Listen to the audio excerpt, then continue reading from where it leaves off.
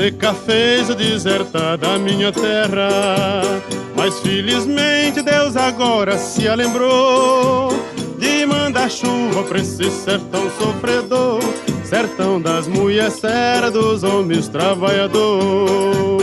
De mandar chuva pra esse sertão sofredor, sertão das mulheres sérias, dos homens trabalhador.